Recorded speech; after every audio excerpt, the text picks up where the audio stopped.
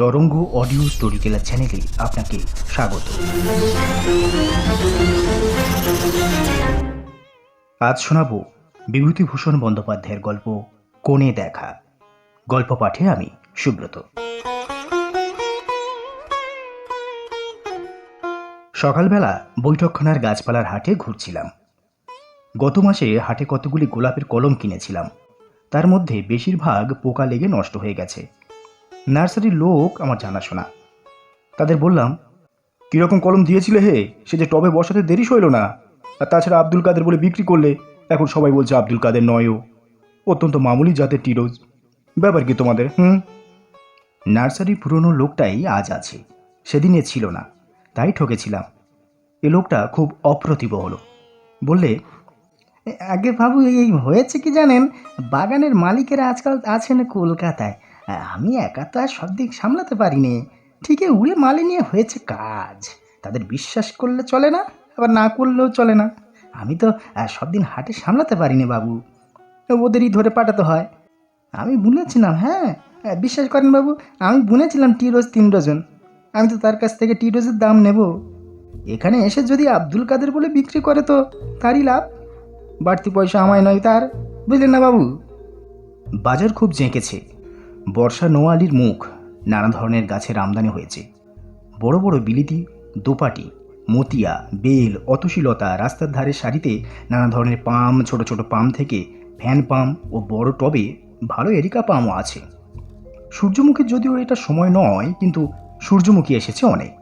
তাছাড়া কলকাতার রাস্তায় অনভিজ্ঞ লোকদের কাছে অর্কিড বলে যা বিক্রি হয়, সেই নারকেলের ছোবড়া ও তার বাঁধা ফার্ন ও রঙিন আগাছা যথেষ্ট বিক্রি হচ্ছে। হঠাৎ দেখি আমার অনেক দিনের আগেকার পুরনো রুমমেট হিমাংশু, সাথে 3 কানাই সরকার লেনের মেসে, তার সঙ্গে অনেক দিন এক ঘরে কাটিয়েছি। সে আজ 7-8 বছর আগেকার কথা। তারপর সে কলকাতা ছেড়ে চলে যায়, আর তার কোনো খবর রাখিনি আজকাল। এই যে হিমাংশু, হ্যাঁ এদিকে, এই তো, চিনতে পারো? হিমাংশু চমকে পিছনে ফিরে চাইলে এবং কয়েক সেকেন্ড সবিস্ময়ে আমার দিকে চেয়ে থাকার পর সে আমায় চিনলে। হাত বাড়িয়ে এগিয়ে এলো হাসি মুখে। আরে জগদীশ বাবু যে, তারপর? আপনার সঙ্গে এক যুগ পরে দেখা। তারপর কেমন আছেন বলুন? আমি বললাম, তোমার গাছপালার শখ দেখছে আছে হিমাংশু। সে মনে আছে দুজনে কতদিন এখানে হাটে আসতাম? হিমাংশু হেসে বললে, তাহার মনে নেই? সেই আপনি দার্জিলিংয়ের লিলি কিনলেন, আপনার তো খুব শখ ছিল লিলির। এখনো আছে? আসুন আসুন, অন্য কোথাও গিয়ে একটু বসি। ও মেসটার কোনো খবর রাখেন নাকি? আচ্ছা, সেই অনাদিবাবু কোথায় গেলেন খোঁজ রাখেন? আর সেই যে মেয়েটি স্টোভ জ্বালাতে গিয়ে হাত পা পুড়িয়ে ফেললে, মনে আছে? তার বিয়ে হয়েছে? দুজনে গিয়ে একটা চায়ের দোকানে বসলাম। এ গল্প ও গল্প, নানা পুরনো দিনের কথা। তার কথাবার্তার ভাবে বুঝলাম সে কলকাতায় এসেছে অনেক দিন পরে। জিজ্ঞেস করলাম, আজকাল কোথায় থাকো হিমাংশু? সে বললে, বিএনআরের একটি স্টেশনে বুকিং ক্লার্ক ছিলাম, টাটানগরের ওদিকে। কিছুদিন থাকবার পর দেখলাম জায়গাটার মাটিতে ভারী চমৎকার ফুল জন্মায়, জমিও সস্তা। সেইখানেই এখন আছি, ফুলের বাগান করেছি। আর তুমি তো জানো বাগানের শখ আমার চিরকাল। কিছু চাষবাসের জমি নিয়েছি, তাতেই চলে যায়। কিন্তু সেসব কথা থাক। আজ এখন একটা গল্প করি, শোনো। গল্পের মতো শোনাবে, কিন্তু আসলে সত্যি ঘটনা। আর আশ্চর্য এই, 10 বছর আগে যখন তোমাদের মেসে থাকতাম, তখন এই গল্পের শুরু এবং এর সমাপ্তি ঘটেছে গতকাল। আমি বললাম, ব্যাপার কি? তোমার কথা শুনে মনে হচ্ছে নিশ্চয়ই প্রেমের কাহিনী জড়ানো আছে এর সঙ্গে। বলো বলো। সে বললে, না সে সব নয়, অন্য একটা ব্যাপার। কিন্তু আমার পক্ষে কোনো প্রণয় কাহিনীর চেয়ে তা কম নয়, মধুর নয়। শোনো বলি। আচ্ছা, তোমার মনে আছে মেসে থাকতে আমি একটা এরিকা পাম কিনেছিলাম, আমাদের ঘরের সামনে টবে বসানো ছিল, মনে আছে? আচ্ছা তাহলে শোনো। তারপর আধ ঘন্টা বসে হিমাংশু তার গল্পটা বলে গেল। আমরাও আরও 2বার চা খেলাম, 1 বাক্স সিগারেট পোড়ালাম। বউবাজারের মোড়ে গির্জার ঘড়িটায় 9:30 যখন বাজল, তখন হিমাংশু গল্প শেষ করে বিদায় নিয়ে চলে গেল। তার গল্পটা আমি আমার নিজের কথাই বলবো, কেননা হিমাংশু সম্বন্ধে কিছু জানা থাকা দরকার। গল্পটা ঠিক বুঝতে হলে সেটা আমাকে গোড়াতেই বলে দিতে হবে। হিমাংশু যখন আমার সঙ্গে থাকতো তখন তার চালচলন দেখলে মনে হবার কথা যে সে বেশ অবস্থাপন্ন ঘরের ছেলে। সে যে আহার বিহারে বা বেশভূষায় খুব বেশি শৌখিন ছিল তা নয়, তার শখ ছিল নানা ধরনের, এবং এই শখের পেছনে সে পয়সা ব্যয় করত নিতান্ত বেআন্দাজি। তার প্রধান শখ ছিল গাছপালা ও ফুলের। আমার ফুলের শখটা হিমাংশুর কাছ থেকেই পাওয়া, কথা বলতে আমার কোনো লজ্জা নেই। কারণ যত তুচ্ছ, যত অকিঞ্চিতকর জিনিসই হোক না কেন, যেখানে সত্যি কোনো আগ্রহ বা ভালোবাসার সন্ধান পাওয়া যায় তাকে শ্রদ্ধা না করে পারা যায় না। হিমাংশুর গাছপালার উপর ভালোবাসা ছিল সত্যিকার জিনিস। সে ভালো খেত, ভালো জামা কাপড় কখনো দেখিনি তার গায়ে, কিন্তু ও ধরনের সুখ স্বাচ্ছন্দ্য তার কাম্য ছিল না। তার পয়সার সচ্ছলতা ছিল না কখনো। টিউশনি করে দিন চালাতো, তাও আবার সবসময় জুটত না, তখন বন্ধু বান্ধবদের কাছে ধার করত। যখন ধারও মিলত না তখন দিন কতক চন্দননগরে এক মাসির বাড়ি গিয়ে মাসখানেক, মাস দুই কাটিয়ে আসতো। কিন্তু পয়সা হাতে হলে কাপড় জামা না কিনুক, খাওয়া দাওয়ার ব্যয় করুক না করুক, ভালো গাছপালা দেখলে কিনবেই। মেসে আমাদের ঘরের সামনে ছোট্ট একটা অপরিসর বারান্দাতে সে তার গাছপালার টবগুলো রাখত। গোলাপের ওপর তার তত ঝোঁক ছিল না। সে ভালোবাসত নানা জাতীয় পাম আর ভালোবাসত দেশ বিদেশি লতা, উইস্টারিয়া, অতসী, মাধবীলতা, বোগেনভিলিয়া ইত্যাদি। কত পয়সাই যে এদের পিছনে খরচ করেছে। সকালে উঠেও ওর কাজই ছিল গাছের পাট করতে বসা। শুকনো ডালপালা ভেঙে দিচ্ছে, গাছ ঘেঁটে দিচ্ছে, এ টবের মাটি ও টবে ঢালছে, পুরনো টব ফেলে দিয়ে নতুন টবে গাছ বসাচ্ছে, মাটি বদলাচ্ছে, আবার মাঝে মাঝে মাটির সঙ্গে নানা রকমের সার মিশিয়ে পরীক্ষা করছে। এসব সম্বন্ধে ইংরেজি বাংলা নানা বই কিনত। একবার কি একটা উপায়ে ও একই লতায় নীল কলমি ও সাদা কলমি ফোটালে। ভায়োলেটের ছিটছিট দেওয়া অতসী অনেক কষ্টে তৈরি করেছিল। বেগুনি রঙের ক্রাইসেন্থিয়ামের জন্য অনেক পরিশ্রম ও অর্থ ব্যয় করেছিল, সুবিধে হয়নি। তাছাড়া ও ধরনের মানুষ আমি খুব বেশি দেখিনি, যে একটা খেয়াল বা শখের পিছনে সমস্ত মন প্রাণ ঢেলে দিতে পারে। মানুষের মনের শক্তি সে একটা বড় পরিচয়। হিমাংশু বলতো, সেদিন একটা পাড়া গাঁয়ে একজনের বাড়ি গিয়েছি, বুঝলেন, তাদের গোলার কাছে 3 বছর পুরনো নারকেল গাছ হয়ে আছে। সে যে কি সুন্দর দেখাচ্ছে, একটা প্রকাণ্ড তাজা সতেজ সবুজ পাম। সমুদ্রের ধারে নাকি নারকেলের বন আছে, পামের সৌন্দর্য দেখতে হলে সেখানে যেতে হয়। হিমাংশু প্রায়ই পাম আর অর্কিড দেখতে শিবপুর বোটানিক্যাল গার্ডেনে যেত, আর এসে তাদের উচ্ছ্বসিত বর্ণনা করত। একবার সে একটা এরিকা পাম কিনে আনলে, খুব ছোট নয়, মাঝারি গোছের, মাটির টবে বসানো। কিন্তু এমন সুন্দর, এমন সতেজ গাছ বাজারে সাধারণত দেখা যায় না। সে সন্ধান করে করে দমদমায় কোনো বাগানের মালিককে ঘুষ দিয়ে সেখান থেকে কেনে। কলকাতার মেসের বারান্দায় গাছ বাঁচিয়ে রাখা যে কত শক্ত কাজ, যাদের অভিজ্ঞতা আছে তারা সহজেই বুঝতে পারবেন। গভীর মরুভূমিতে গাছ বাঁচিয়ে রাখা এর চেয়ে সহজ।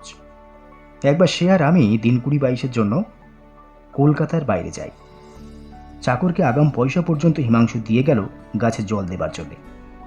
ফিরে এসে দেখা গেল 6-7টা ফ্যান পাম শুকিয়ে পাখা হয়ে গেছে। সকাল বিকালে হিমাংশু বালতি বালতি জল টানত একতলা থেকে তেতলায় টবে দেবার জন্য। গাছ বাড়ছে না কেন, এর কারণ অনুসন্ধান করতে তার উদ্বেগের অন্ত ছিল না।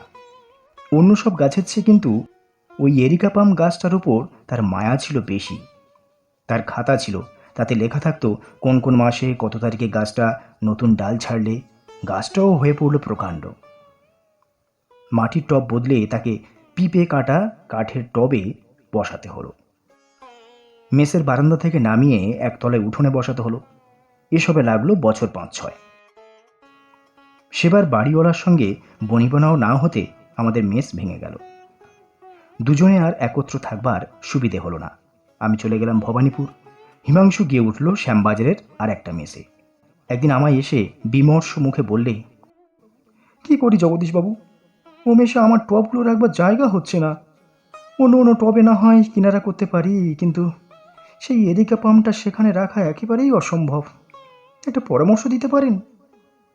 অনেকগুলো মেস দেখলাম, অত বড় গাছ রাখবার সুবিধে কোথাও হয় না, আর টানাটানি খরচাও বড় বেশি। আমি তাকে কোনো পরামর্শ দিতে পারিনি, বা তারপর থেকে আমার সঙ্গে আজকের দিনটি ছাড়া আর কোনো দিন দেখা হয়নি। বাকিটা হিমাংশুর মুখে আজই শুনেছি। কোনো উপায় না দেখে হিমাংশু শেষে কোনো বন্ধুর পরামর্শে ধর্মতলার এক নিলামওয়ালার কাছে এরিকা পামের টপটা রেখে দেয়। রোজ একবার করে গিয়ে দেখে আসতো খদ্দের পাওয়া গেল কিনা। শুধু যে খদ্দেরের সন্ধানে যেত তা নয়, ওটা তার একটা অজুহাত মাত্র। আসলে যেত গাছটা দেখতে। হিমাংশু কিন্তু নিজের কাছে সেটা স্বীকার করতে চাইতো না। দুদিন পরে যা পরের হয়ে যাবে তার জন্য মায়া কিসের। তবুও একদিন যখন গিয়ে দেখলে গাছটা সেই নধর সতেজ শ্রী যেন ম্লান হয়ে এসেছে। নিলামওয়ালারা গাছে জল দেয়নি, তেমন যত্ন করেনি। সে লজ্জিত মুখে দোকানের মালিক একজন ফিরিঙ্গি ছোকরাকে বললে, গাছটা তেমন তেজ নেই, এই গরমে জল না পেলে, দেখতে ভালো না দেখালে বিক্রি হবে কেন? জল কোথায় আছে? আমি নিজে না হয়, কারণ 2 পয়সা আসে, আমারই তো আসবে। তারপর থেকে যেন পয়সার জন্যই করছে এই অছিলায় রোজ বিকেলে নিলামওয়ালার দোকানে গিয়ে গাছে জল দিত। একদিন দেখতো দোকানের চাকরেরা আগে থেকেই জল দিয়েছে। রোজ নিলামের ডাকের সময় সে উপস্থিত থাকত। তার গাছটার দিকে কেউ চেয়েও দেখে না। লোকে চেয়ার, টেবিল, সোফা, আলমারি কিনছে। ভাঙা পুরনো ক্লক ঘড়ি পর্যন্ত বিক্রি হয়ে গেল, কিন্তু গাছের শখ খুব বেশি লোকের নেই। গাছটা আর বিক্রি হয় না। একদিন নিলামওয়ালা বললে, বাবু, গাছটা সুবিধা হচ্ছে না, তুমি নিয়ে যাবে ফেরত। কিন্তু ফেরত নিয়ে গিয়ে তার রাখবার জায়গা নেই। থাকলে এখানে সে বিক্রির জন্য দিয়েই বা যাবে কেন? সে সময় তার অত্যন্ত খারাপ যাচ্ছে।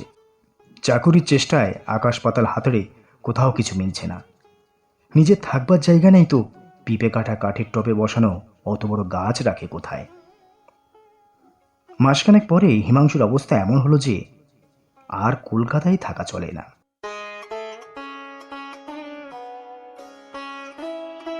কলকাতার বাইরে যাওয়ার আগে গাছটার একটা কিনারা হয়ে গেলেও মনে শান্তি পেত। কিন্তু আজও যা, কালও তাই। নিলামওয়ালাকে কমিশনের রেট আরও বাড়িয়ে দিতে হয়েছে গাছটা রাখবার জন্যে, নইলে সে দোকানে রাখতে চায় না। কিন্তু হিমাংশুর দুর্ভাবনা এই যে ও কলকাতা ছেড়ে চলে গেলে গাছটার আর যত্ন হবে না। নিলামওয়ালার দায় পড়েছে। কোথাকার একটা এরিকা পাম গাছ বাঁচলো কি মলো অত তদারক করবার তার গরজ নেই। কিন্তু শেষে বাধ্য হয়ে কলকাতা ছাড়তে হলো হিমাংশুকে। অনেকদিন পর সে আবার এলো কলকাতায়। নিলামওয়ালার দোকানে বিকেলে গেল গাছ দেখতে। গাছটা নেই, বিক্রি হয়ে গিয়েছে 7.5 টাকায়। কমিশন বাদ দিয়ে হিমাংশুর বিশেষ কিছু রইল না, কিন্তু টাকার জন্য ওর অত দুঃখ নেই। এতদিন পরে সত্যি সত্যি গাছটা পরের হয়ে গেল। তার প্রবল আগ্রহ হলো গাছটা সে দেখে আসে। নিলামওয়ালা সাহেব প্রথমে ঠিকানা দিতে রাজি নয়। নানা আপত্তি তুললে বহু কষ্টে তাকে বুঝিয়ে ঠিকানা জোগাড় করলে। সার্কুলার রোডের এক সাহেবের বাড়িতে গাছটা বিক্রি হয়েছে। হিমাংশু পরদিন সকালে সেখানে গেল। সার্কুলার রোডের ধারেই বাড়ি, ছোট গেটওয়ালা কম্পাউন্ড। উঠোনের একেধারে একটা বাতাবি লেবু গাছ, গেটের কাছে একটা চারা পাকুড় গাছ। সাহেবের গাছপালার শখ আছে, পাম অনেক রকম রেখেছে, তার মধ্যে ওর পামটাই সকলের বড়। হিমাংশু বলে সে 1000টা পামের মধ্যে নিজেরটা চিনে নিতে পারে। কম্পাউন্ডে ঢুকবা দরকার হলো না, রাস্তার ফুটপাত থেকেই বেশ দেখা যায়। বারান্দায় উঠবার বইটার ধারেই তার পিঁপে কাটা টব শুদ্ধ পাম গাছটা বসানো রয়েছে। গাছের চেহারা ভালো, তবে তার কাছে থাকবার সময় আরো বেশি সতেজ এবং সবুজ ছিল। হিমাংশুর মনে পড়ল এই গাছটার কবে কোন ডাল গজালো তার খাতায় নোট করা থাকতো। ও বলতে পারে প্রত্যেকটা ডালের জন্মকাহিনী। একদিন তাই ওর মনে ভারী কষ্ট হলো। সেদিন দেখলে সাহেবের মালি নিচের দিকের ডালগুলো সব কেটে দিয়েছে। মালিকে ডাকিয়ে বললে, ডালগুলোকে ওরকম কেটেছো কেন? মালিটা ভালো মানুষ, বললে, আগে আমি কাটিনি বাবু, সাহেব বলে দিল নিচের ডাল না কাটলে ওপরের কচি ডাল জোর পাবে না, বললে টবের গাছ না হলে ওর ডালগুলো আপনা থেকেই ঝরে যেত। হিমাংশু বললে, তোমার সাহেব কিছু জানে না, যা ঝরে যাবার তা তো গিয়েছে। অত বড় গুঁড়িটা বার হয়েছে তবে কি করে, আর ভেঙো না। হ্যাঁ। বছর 3-4 কেটে গেল। হিমাংশু গাছের কথা ভুলেছে।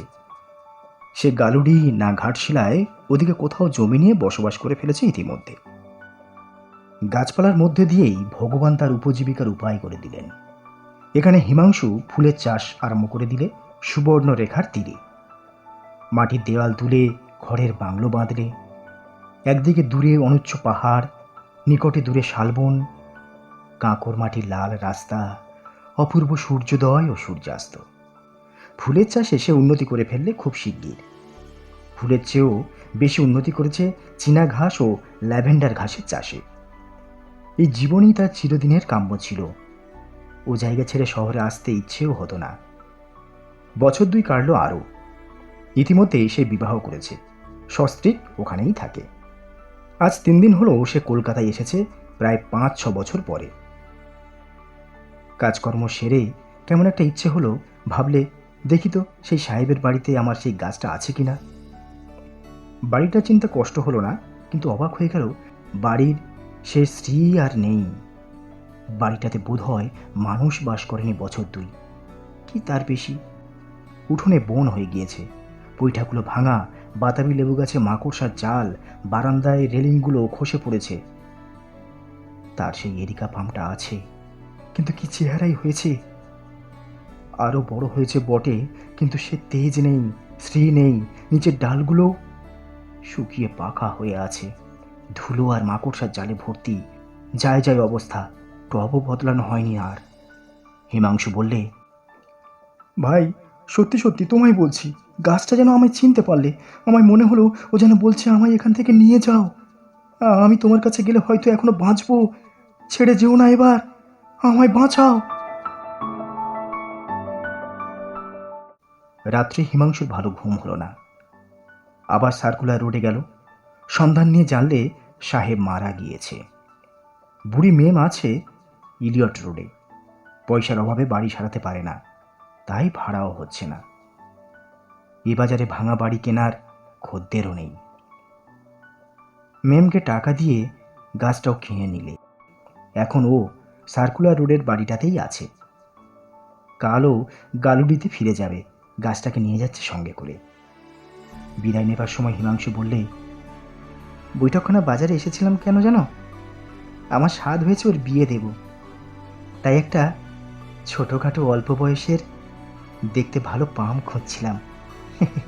পাগল নয় হে, পাগল নয়, ভালোবাসার জিনিস হতো তো বুঝতে।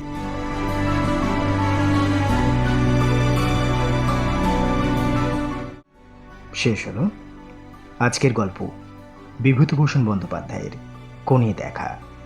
গল্প পাঠে আমি সুব্রত। আমাদের পরিবেশনগুলি যদি আপনাদের ভালো লেগে থাকে তাহলে আমাদের চ্যানেল লাইক শেয়ার করতে পারেন। এমন আরও নতুন নতুন গল্পগুলি শুনতে আমাদের চ্যানেলটি সাবস্ক্রাইব করতে পারেন। আপনার মূল্যবান মতামতের অপেক্ষায় রইলাম। ধন্যবাদ।